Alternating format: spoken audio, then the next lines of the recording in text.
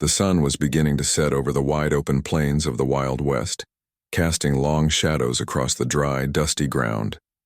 The air was still and heavy, with the scent of earth and sagebrush carried by the breeze. This was the land of Frank Callahan, a seasoned rancher who had spent his life working the land and tending to cattle. Frank's ranch, nestled in the heart of the wilderness, was miles away from the nearest town, surrounded by hills and vast stretches of open land. The isolation of the place was a quiet comfort for Frank, who preferred the simple life of a rancher to the noise and bustle of town life. Frank was a man who had lived through plenty of hardships. The Wild West wasn't for the faint-hearted, and Frank had seen his fair share of trouble. There were storms that could wipe out an entire herd in a single night, and outlaws who would stop at nothing to steal from hard-working ranchers.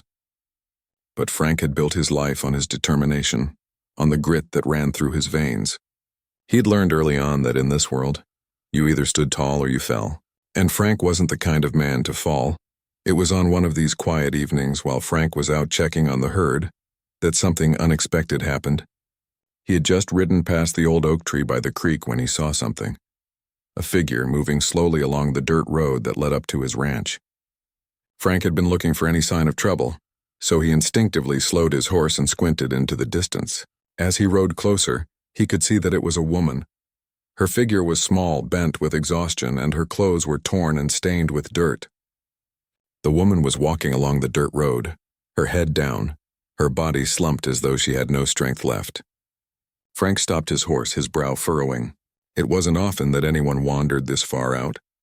In fact, the closest town was at least a full day's ride away. So what was this woman doing out here in the middle of nowhere? He dismounted from his horse and approached her cautiously. As he got closer, he could see the fear in her eyes.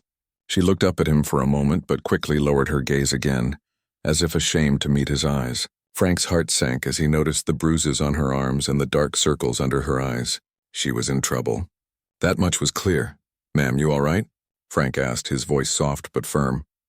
The woman looked up at him again, this time with desperation in her eyes. Please help me," she whispered, her voice barely audible over the sound of the wind. "They're coming for me.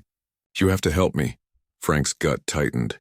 He'd seen enough trouble in his life to know when someone was running from danger. But this was different.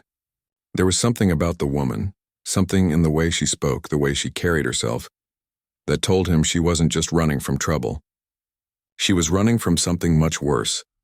"My name's Sarah," she continued, her voice shaking. They came to my family's place. They took everything we had, and now they're coming after me." Frank's heart went out to her, but at the same time his mind was racing. He had his own land to protect, his own cattle to look after. Getting involved in someone else's problems wasn't something Frank usually did. He was a man who liked to keep to himself, to handle things on his own terms. But the look in Sarah's eyes, the raw fear, made it hard to turn away. "What happened?" Frank asked, trying to keep his voice steady. He didn't want to push her too hard, but he needed to know more if he was going to help her. Sarah took a deep breath, wiping a tear from her cheek. I don't know where to start. My family and I were living peacefully. We had a small farm, not much, but it was enough. But then they came." She paused, her eyes flickering with fear. "A group of men, outlaws. They came through, took our food, our livestock. They burned our house to the ground. And now they're after me. They're not going to stop until they find me." Frank's mind raced. He knew the kinds of men she was talking about.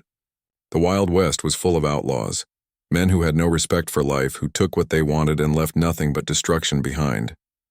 They wouldn't hesitate to harm someone like Sarah, someone who had no way to defend herself. Frank had heard of such men before. Red Donovan, a notorious outlaw leader, had terrorized several ranches in the area, stealing cattle and destroying everything in his path. Frank had never crossed paths with him, but he'd heard the stories, and now it seemed that Sarah had become one of his victims. Frank felt a surge of anger. These men had already taken so much from Sarah. She had lost her family, her home, and now she was running for her life.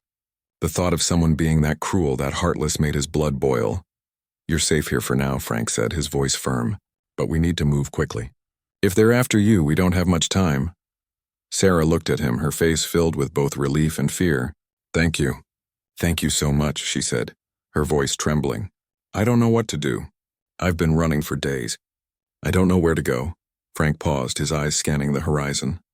You'll stay here tonight, he said. Tomorrow we'll figure out what to do next. You'll be safe here for now. As Frank led Sarah to the small cabin on his ranch, his mind continued to race. He didn't know what tomorrow would bring, but he knew one thing for sure. He couldn't let these outlaws get their hands on her. He had to protect her no matter the cost. The evening passed slowly, with Frank keeping a watchful eye on the surroundings, making sure there was no sign of trouble. The winds howled outside, but inside the cabin there was a strange calm. Sarah sat by the fire, her face drawn with exhaustion, her hands trembling as she held a cup of tea Frank had made for her. She was still shaken, but there was a faint glimmer of hope in her eyes now. For the first time in days, she felt safe. Frank didn't say much. He was a man of few words, and he didn't need to say much to make Sarah understand that he would do whatever it took to keep her safe. But as he sat across from her watching the fire flicker in the hearth, his mind kept returning to one thought. He had made a choice. He had chosen to help this woman, to stand by her when most would have turned away. And now, he would have to face whatever danger came with that decision. As the night wore on, Frank couldn't shake the feeling that this was just the beginning. Tomorrow, when the sun rose, they would have to make a plan. But for tonight, they were safe. And that, for now, had to be enough. The night was long, and though Frank tried to get some rest, his mind wouldn't settle. His thoughts kept drifting back to Sarah and the danger she was in. Every time he closed his eyes, he could see her pleading face, the raw fear in her eyes as she spoke of the outlaws chasing her.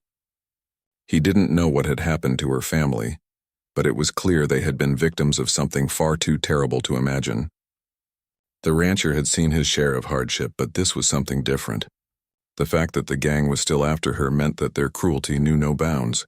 The cold air outside whistled through the cracks in the cabin, but inside, the fire crackled warmly. Sarah had fallen asleep, curled up on a blanket near the hearth, but Frank couldn't find sleep.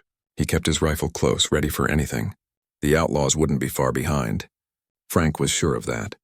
They would be looking for Sarah, and once they realized she was gone, they would stop at nothing to find her. Frank got up quietly, walking over to the small window to look out at the dark land surrounding the cabin. The stars above were bright, the moon casting a pale glow over the open plains. There was no sign of anyone out there, at least not yet. But Frank knew that could change at any moment. He had spent enough time alone in these wild lands to know that danger could sneak up without warning. He turned and looked at Sarah, still fast asleep by the fire. Her face was soft, but there was a look of exhaustion that never seemed to leave her features. Frank felt a pang of sympathy. She had been through so much, and all he wanted was to keep her safe, but he couldn't do it alone. There was no telling how many men were in that gang, or how far they were willing to go to find her. Frank knew he couldn't take them all on by himself, not if they were as dangerous as Sarah had said. Just as Frank was about to sit back down, a sound reached his ears. It was faint, barely noticeable at first, but it was there, the soft clop of hooves on the dirt road. Frank's heart raced. He moved to the window once more, this time peering out more carefully. His eyes scanned the horizon. Nothing. But the sound was getting closer. He was sure now. Someone was coming. He grabbed his rifle and motioned for Sarah to wake up. She stirred, groggily sitting up as she rubbed her eyes. "What's wrong?" she asked, her voice thick with sleep. "We've got company," Frank whispered. "Get up, quickly!" Sarah's eyes widened in fear and she jumped to her feet, looking around the room as if searching for a way out. Frank moved swiftly, pulling the heavy curtains over the window. The last thing he needed was for someone to spot them. He had no idea how many people were coming, but he knew that if it was the gang, they would stop at nothing to find her. He motioned for Sarah to follow him, leading her to a small cupboard in the corner of the cabin. "Stay here," he said, his voice calm but urgent.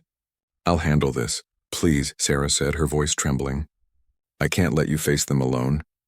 "You don't have a choice," Frank replied, his tone softening. "Stay here. I'll protect you, but you need to stay out of sight." Frank didn't give Sarah a chance to argue. He stepped to the door and slowly cracked it open. The sound of hooves had grown louder, and now Frank could see the riders. There were 4 of them, and they were riding slow as if they were searching for something or someone. He recognized the look of men who had been riding for days. These men were determined, and they wouldn't stop until they had what they wanted. Frank's grip on his rifle tightened. He had to act quickly. He had the element of surprise on his side, but he knew that wouldn't last long. He stepped out into the night, carefully making his way to the side of the cabin, where he could get a better look at the riders without being seen. The gang was closer now, and Frank could see their faces, rough and hardened by years of living on the edge. These were men who had no fear of anything, and Frank knew they were looking for Sarah. They would be angry when they found out she was gone. "Spread out," one of the men ordered. "She can't have gone far." Frank's heart raced. He had no choice now. He couldn't let them find Sarah. He moved quickly and silently, positioning himself behind a stack of firewood near the edge of the cabin. From there, he could see the gang clearly, but they wouldn't see him unless they got too close. He took a deep breath, steadying himself. His mind was sharp, his muscles tensed, ready to spring into action. As the men moved closer, Frank's pulse quickened. This was the moment of truth. He couldn't hesitate. The first man passed by the pile of firewood, and Frank sprang into action. He grabbed the man from behind, covering his mouth with one hand and pulling him to the ground. The man struggled, but Frank's strength was too much.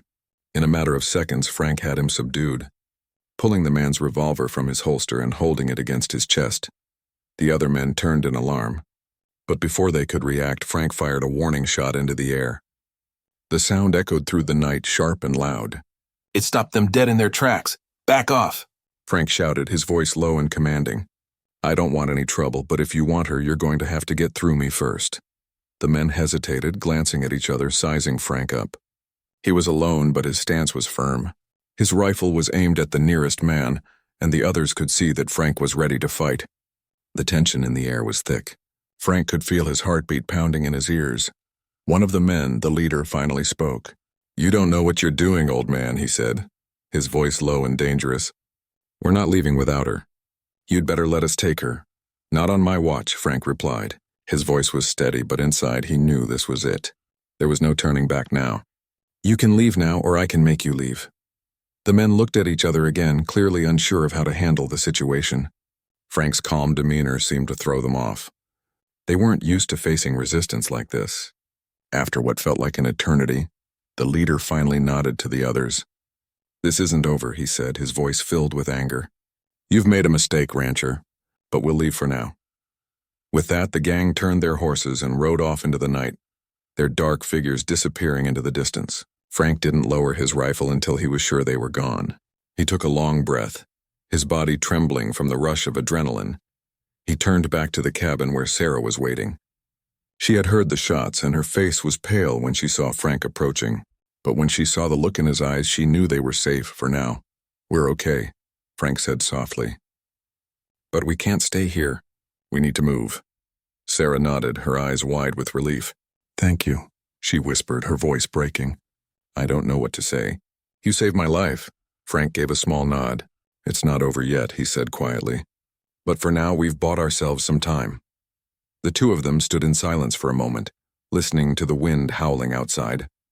They didn't know what the next day would bring, but they both knew one thing for sure. They were in this together now, and they would face whatever came their way, no matter how difficult.